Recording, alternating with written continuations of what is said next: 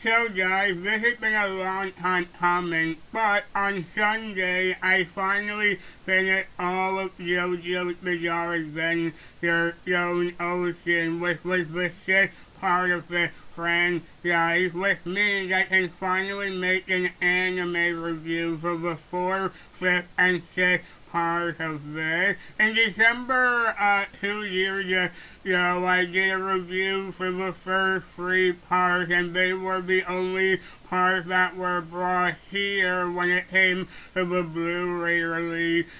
So for part four and five, I got the Blu-ray from America and was able to watch them. And then sometime last year, part six was released only on Netflix, and the last of it was released recently, and I just finished this on Sunday. So I'm really excited to talk about these, considering these have some of the best moments in the whole franchise. So if you recall, I mentioned how the franchise was started by Hirohito Araki back in the 80s, and I did reviews for Phantom Blood, Battle Engine, and Stardust Crusaders, and I enjoyed the experience of watching them for the most part. But now I can finally move on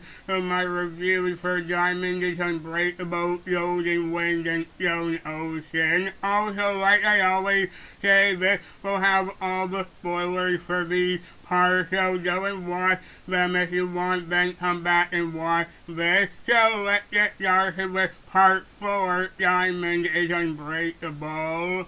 So for this part, this actually takes place in a fictional town called Morio, where the protagonist this time is a high school student named Joseph, who's actually Joseph's son after he had an affair with a young woman, and now Yotaro is meeting him and explaining all of it to him and trying to get him to understand what's going on. Not only that, but a lot of other weird things are happening in the town, and Yotaro wants Yosuke's help with trying to fix it. Especially since Yosuke is a stand user as well. So yeah, it's pretty crazy that after we finish Stardust Crusaders, which is all about Yotaro, Joseph, and the others trying to get to Egypt and stop Geo, we immediately get a story in a small town dealing with different situations. But I'm not gonna lie, that definitely helped me with that, because this might actually be my favorite part of the whole franchise so far. If you remember, I mentioned in my Stardust Crusaders review that I really didn't like how a lot of the episodes felt like boring filler, where not that much was happening, and it was annoying having to go through each episode and not getting closer to the ending for a long time until we eventually did. But here, that's honestly what makes this part so much fun. This part has so many episodes where not a lot is really happening in the grand scheme of things, but because of exactly what happening, it's really entertaining and so much better than it was in the last part. Anyway, moving on to the characters, I absolutely love Josuke. He's my second favorite character in the whole franchise behind Yotaro for me, and he's so much fun to watch. I like his quirk of hating when people make fun of his hair and making threats to anyone who might do it, and he's just a really fun protagonist. I also love his interaction with everyone, especially Yotaro. I really love their dynamic, and I love how they team up a lot of the time. But I also love a lot of the side characters as well, like Kalishi, Okiyasu, Rohan. They were all really enjoyable enjoyable, really fun, really likable, and really funny at times too. And it's kind of hard to explain this exactly, but even though a lot of these episodes do just have a very simple plot of just doing some weird thing in the town, like trying to stop someone from doing something bad or doing any other thing with a stand and all that. It was all really incredibly captivating, and I never once complained because it was so entertaining. I even like how some characters they fight become allies later on, like Rohan and Mikitaka. I also thought the fights this time around were a lot more creative than the last one and made the whole experience really riveting. I will say though, I kind of wish we did get more of Joseph because he actually come to Morio for a bit, but I wish they did something more with him. I mean, he's there and Joseph is kind of uncomfortable about it, but then there's a whole episode about an invisible baby that can make everything around it invisible, and Joseph even decides to adopt the baby. That might actually be the only part of this that felt kind of wasted because it really didn't amount to anything and it's not really explained, so it's kind of confusing, but it's not terrible or anything like that. However, I still haven't mentioned one of the best parts yet, the main villain of this part, Yoshikage Kira. This guy is insane with how well he's written, and he tied with Part 3 Geo with being my favorite villain in the whole franchise. What I love is that his motivation is so simple. He just wants to live a quiet life without getting involved in anything that would attract a lot of attention, but he still does so many horrible things like killing women and taking their hands and all that, and just a lot of other horrible things as well. And I love how we spend a lot of time on him doing very simple and mundane things, but the way it's done makes it also interesting and compelling a lot. Especially since there's one episode in particular where it's just him doing that the whole time, but I love how it's done. Plus, I really love his dance too with Deadly Queen and the different abilities it has. And it was amazing how in the middle of the series, Yosuke and the others find out about him and almost have him cornered until he takes the face of another person and takes over that person's life, and this leads to us meeting Hayato, the son of the man Kira had taken the role of, and he begins to suspect, and Hayato begins to suspect something is happening because he feels like he's acting weird, and this all leads to a climax where Kira tries to make this so that Hayato doesn't reveal who he is, and uses his skin to make that happen until Hayato is able to beat him by making it so Josuke and the others will catch him and so on, and that all leads to the real climax where Josuke and Okiya to take on Kira with their gangs, with Yotaro Koichi and Rohan finding out a bit later, and that all leads to the actual ending where Yotaro manages to use Dark Platinum to stop time and defeat Kira, which causes Kira to be killed when his head is run over by an ambulance. Yeah, like I said in my review for the first 3 parts, this franchise can be incredibly rude awesome with some of it, yeah. But the way Hera actually dies with his soul being taken away to who knows where is really cool and satisfying. So overall, I absolutely love Diamond is Unbreakable. It was so much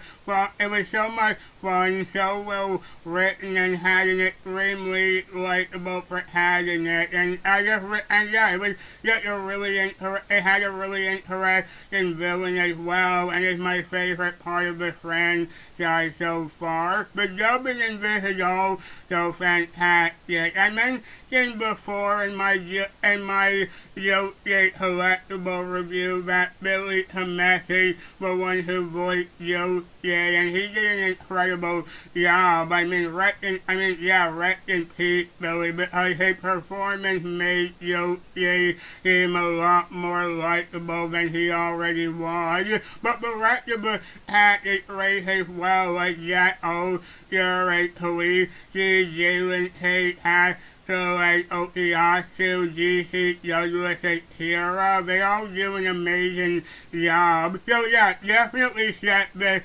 part out if you're a fan of this franchise. I absolutely love it, and RT did an amazing job with it. Okay, now we're moving on to part 5, Golden Wind. This was actually a really interesting part for me, because even though I heard so many people praise this part, some had some problems with this that seemed pretty hard to overlook. And yeah, some people were kind of going up in arms about it. Me, however, I absolutely loved it. I do have some problems with it, and some things are a little infuriating when I think about it, but I still love so much about this and had an amazing time with it. This part follows a teenage guy named Giorno Giovanna, who's actually Gio's son from when he had Jonathan's body. Giorno lives in Italy and is trying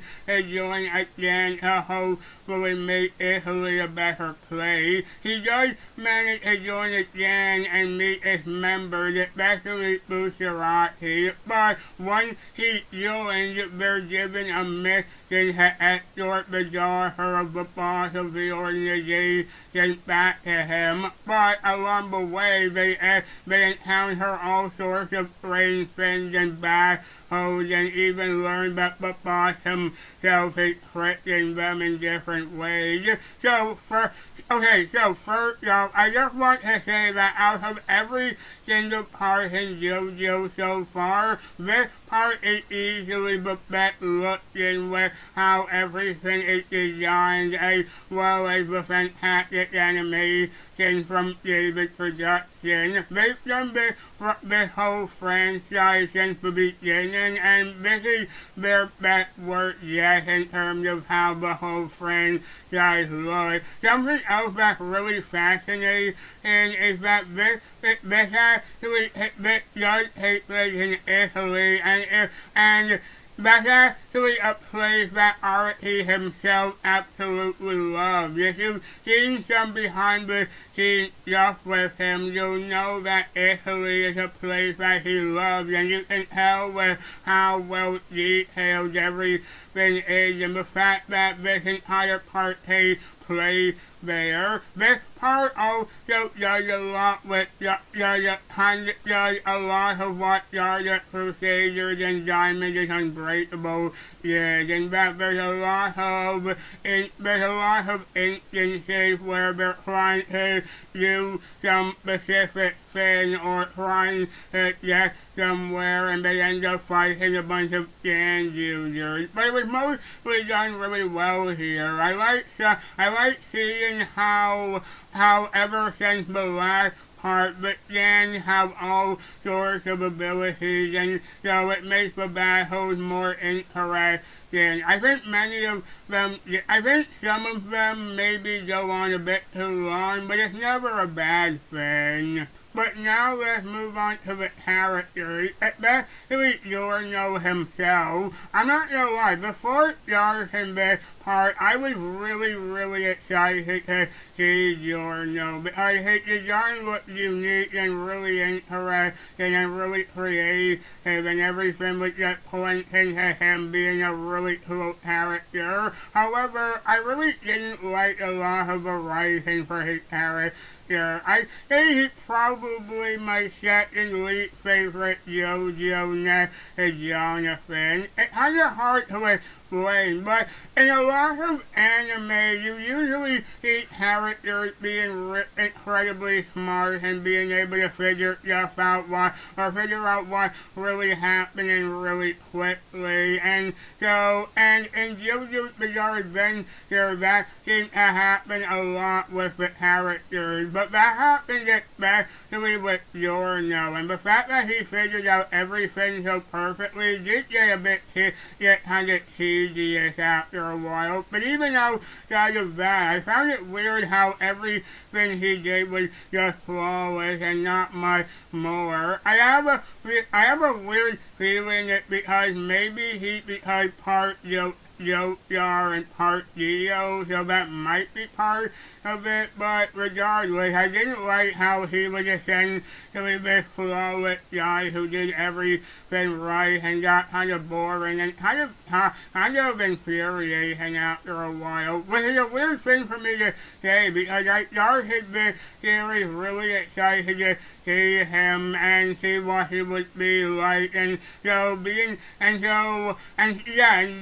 seeing what he would bring to the table. But I just found his action pretty boring since there wasn't much to him in terms of development. I actually heard the same thing from a YouTuber before watching this, and I wanted to see for myself, and I got the exact same feeling from Giorno as he described it. I wouldn't say Giorno's the worst character in this part because we'll get to that part in a second. But even though I complained about him a lot, I still did like Giorno, and he was pretty cool. I just didn't like him all that much, and it was just kind of boring after a while. However, the rest of the game were really fantastically written for the most part, especially Busaraki himself. I found him to be extremely likable and very fun to watch. I especially love the voice actor they got for him in the job, Ray Chase. He did an amazing job with Busaraki and made him so likable. I also like the other members of the gang, Mika, Naranja, Abatio. I love them all. The only one of the group I really didn't like or care for was Fudo.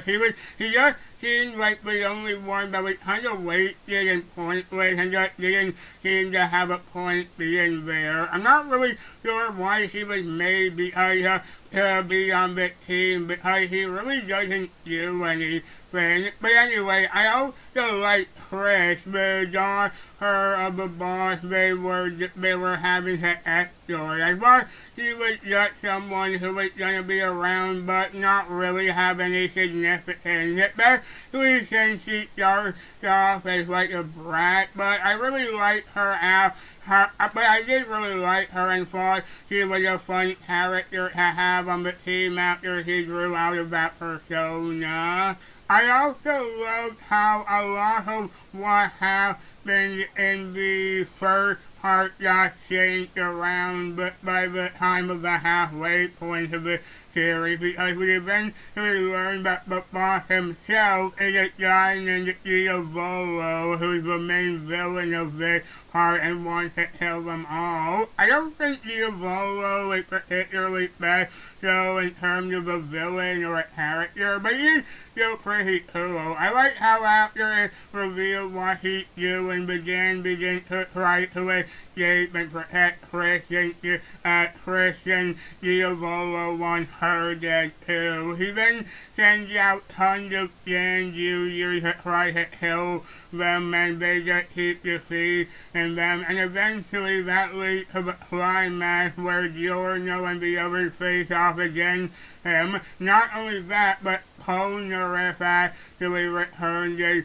well, which is really awesome to see because he was a great character in Star Crusaders, so it was great to see him again. And I like how he acted almost like a small mentor for them. But with the actual ending of this part, it's really awesome, but kind of weird because we first get a part where all the characters swap bodies and basically to some death like Naran. Yeah, not only him but Busarat, he was killed earlier. Actually, with him, it's kind of weird and confusing because it's implied that Diavolo killed him near the middle of the series, but then his soul kind of gets around to help them. I don't know, that part was really confusing. But anyway, Abatio it killed as well, so it's up to Yorno, Misha, and Crit to try to stop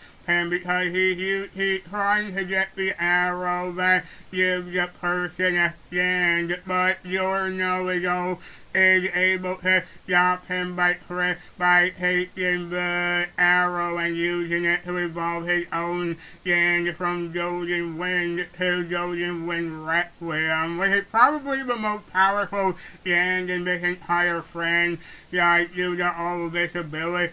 And the actual final fight with Yorno versus Diavolo was really awesome. Yeah, I just loved it. I also like how it ends with Yorno making it so Diavolo is trapped in a state of just dying over and over and over and over forever, which is pretty scary to think about. But then the last 2 or 3 episodes were kind of weird to me because we then get a flashback of the gang doing something before Yorno joined, and I don't really get it. I guess it was kind of supposed to explain the ending, but it was still kind of confusing to me. I did like the ending, though, where we see that Yorno is now the head of the organization and he's trying to make Italy a better place. Even though I didn't really like Yorno all that much, I still like seeing where he ended up, and for him being able to do all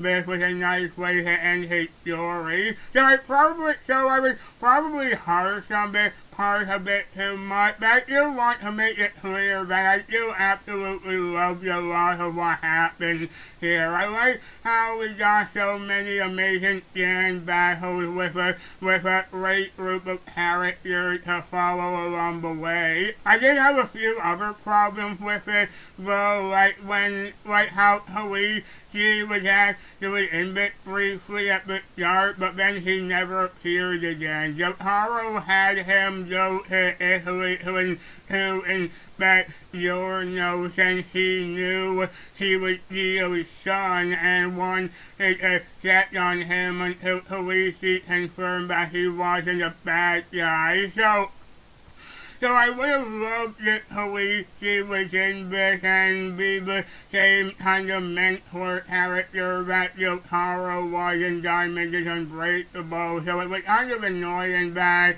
he was only in it briefly and then just vanished. The job is also great here though. Like Philip Reese as Yorno does a great job, and I already mentioned how I love Ray Chase as Busarat, and everyone else does a great job too. Anyway, as for this part as a whole, I still love the ride of watching this part and would place it very highly in terms of ranking the 6 parts I've seen so far. And with that out of the way, let's move on to the 6th part of the series and the most recently animated part, Stone Ocean. This is the most recently animated part and is the conclusion to the first universe of the franchise.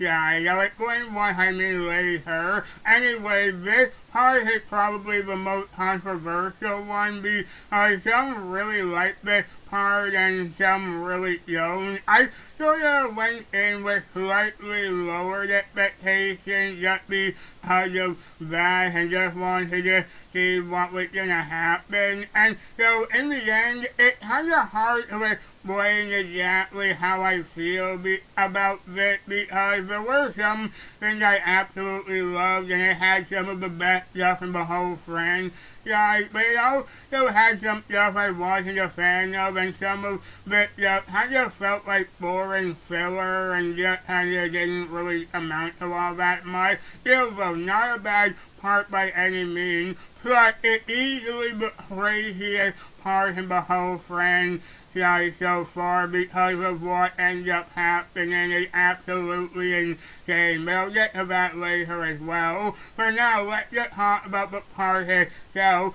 So, this part protagonist is a girl named Jolene Hujo, who's actually Jotaro's daughter, who's in jail, and she's absolutely furious because she says she didn't do anything wrong and is angry at Jotaro himself because she feels he's been a terrible father to her and with never being there for her. But after she gets her own stand, after Jotaro gives her a piece of the arrow that gives people stand, Jotaro meets her in jail, but he's almost killed with Jolene is scared by, and now she's trying to save him while also trying to figure out what exactly is happening with all the weird things happening around her. So, in the early episodes, I found a lot of what was going on to be kind of boring. A lot of it was just kind of different hijinks in the prison, and not much was happening for the most part, and even some of the reveals that happened didn't really make me care all that much. Aside from when Jolene found out about what happened that put her in jail and and that everything was just a setup. I don't think this until a bit later when things start picking up again and start getting more interesting. I do think the setting is cool though. I think most of the series taking place in a prison is cool, and I think Araki did a cool job with depicting it. But when the story picks up, it really does pick up because we're introduced to new characters like Airmaid and FF who Jolene befriends, and they try to find out the identity of a gang user that they only know as Pale Snake, and you start to learn more and more about that as well. I do still think there's some parts of it that kind of go on a bit too long. Like, I think there might have been a bit too many episodes, which obviously because I feel like there might have been too many chapters in this. But so yeah, that made going through the series feel a bit tedious at times. However, with all that said, there are still a lot of things here that I did really like. For one, I really like Jolene. She's probably the most underrated character in this whole franchise for me. I really like her really tough personality, but knowing how to be very kind and friendly and gentle as well. And I also love the rest of the supporting characters as well, like Airmaid, FF, Emporio, Anastasia. I really liked all of them, and I really like the different dynamics they all have. And like I said, I was just finding the first few episodes to be kind of tedious because they felt like a bit of a drag to get through. And that isn't till the point where we meet the main villain of this part, Enrico Pucci. He's basically a free to keep talking about wanting to reach heaven or something. And for a while we don't know what he means, but we do keep getting flashbacks with him and that he was actually in league with Geo and want to fulfill his wish, and he's also the one who set up everything to get Jolene arrested and all that, and all just so that he could lead both her and Jotaro there. And this is actually where a lot of stuff gets revealed to us, and we learn a ton of interesting things too. I like finding out more about the characters and their backstories, well, it's just following Jolene through this adventure as she's learning more and more about what's happening and discovering Poochie's identity. Like when FF died, as she's able to tell her, which is pretty tragic. Again, like I said, I think some of it does go on a bit too long and it kind of overstays its welcome, but the way all the reveals were being discovered made it really interesting to watch, and it's also revealed that Poochie won Jotaro's memory because he apparently knew what Geo's plan was, and his hand is able to take it in and out of people with record their memories and life in general, which is what Jolene is after to try to save him. And Poochie is able to use them though and realizes what to do and where to go. And then Jolene and the others manage to get out of jail to try to catch him, but they run into more gang users, and not just any gang users, but they're actually Geo's other sons aside from Giorno, which is pretty cool. And I like and like I said, we learn more about the other characters too, especially Poochie, like how one of the other supporting characters, Weatherford, and yeah, that's literally his name, is actually his brother, and he gets his memory back and tries to kill Poochie for something that happened to them in the past, and how Poochie manages to kill him, and Jolene and the others keep going after him, and this is where we reach the climax, which is absolutely bonkers. Like, seriously, this franchise has had some seriously insane things happen to it before, but nothing can top what happened here, because they're going to take Canaveral to stop Poochie, but he's beginning to get a new stand, and his power is starting to affect the gravity, and so they're having trouble getting to him, but they eventually do, and not only do they manage to get to him, but Jotaro returned after Jolene was able to get his shit back to him, and they keep fighting Poochie until he's able to complete his plan and acquire his new stand, made in heaven, which is easily one of the most overpowered stands of all time because of this ability to speed up time incredibly fast. And this is where everything goes absolutely bonkers, because his plan is to actually make time go all the way to the end of time until the universe is lit, until the universe is completely gone and a new universe is born with everyone dying and being reborn. I am not kidding, that literally happens. Literally everyone in the universe is killed and the universe starts anew. The only one who actually gets brought over from the original universe is Emporio after everyone else is dead, and the Poochie is trying to kill him and make sure he doesn't stop him, but Emporio does manage to beat him with a weather forecast ability, and with weather forecast and he's able to stop him, but he's now in the new universe, and the series series literally ends with him meeting the new versions of Jolene, Anastasia, and Airmaid. So yeah, that is some incredibly insane and kind of terrifying. Yeah, literally everything we knew about the first JoJo universe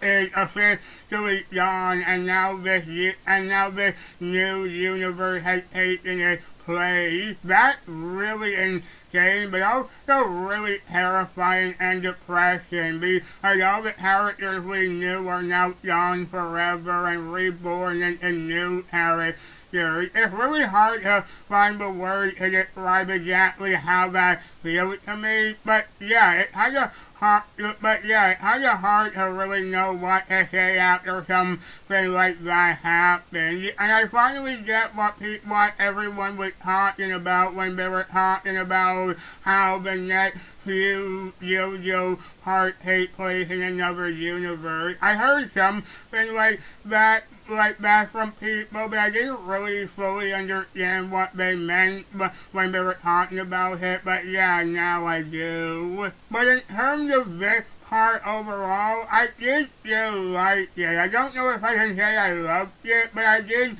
still really enjoy a lot of it. And again, the main thing I liked about it were the characters, especially Jolene, who I really did love as a character. Not only that, but the dubbing was really incredible in this part. Hera Buckland did an amazing job at Jolene herself and helped make Jolene really, really likable. And Tiana Thomas, Brittany Lawyer, Casey Munro, and Howard Wang did an amazing job at Airmaid, FF Emporio, and Anastasia. And John Jay was fantastic as Poochie. Poochie himself is also a really intimidating villain and kind of scary too, especially since he does manage to win at the end, since he does manage to do what he wanted to do, kind of. And again, the fact that every character we once knew are now gone forever, it made me look back on the rest of the franchise and really miss a lot of what's now gone. And the fact that we actually saw so many of the characters just die made me feel that even more. So I am still really happy I saw this and was able to finish it and finally make my review for this. And personally I do think this part is pretty underrated from what some people have said. I do have some problems with it, but I did still like it for the most part. As for the series going forward, I know Part 7 and 8 take place in the new universe, and I'm really excited to see them finally get animated. Not only that, but I heard Araki is probably going to start making Part 9 really soon, which will supposedly finish up this entire franchise entirely, so I'm really, really excited for that. But yeah, it's going to be a long time before we see that happen, as well as see a lot of it stuff animated. But I'm still really excited to see the rest of the franchise in the new universe. Some people have actually said that the next part, Steel Ball Run, is actually the best part out of all of them. So I'm really excited to get started on that when it's eventually animated. So as for the free parts here, I'm so glad they're all part of this massive franchise, and I'm really glad I finally did reviews for them. And you should definitely check them out if you're already a fan of this series. I went back both of my reviews on Diamond is Unbreakable, Golden Wind, and Stone Ocean. Like I just said, I'm really happy I finally did that. And now that I'm finished making this video. That actually means I can make a lot of other videos that I've been really excited to make. So yeah, expect a lot more videos from me coming really soon. I'm really excited to make all of them and just share them all to you. So yeah, so yeah guys, thanks for usual. Thank you all so much for watching. I hope you all liked this video. If you did, then please like this video. Please comment down below to tell me what you think. Please follow me on Twitter at Daniel Maloney, Hey and Disney fan, Roger Kingdom Hearts and Disney, please every day, and please share my please share my videos in any way you can to help me and help my channel grow. I am still really hoping I'll be able to reach out to more people and just be able to get more people involved in my channel. So yeah, just take care, and I'll see you all next time. Take care.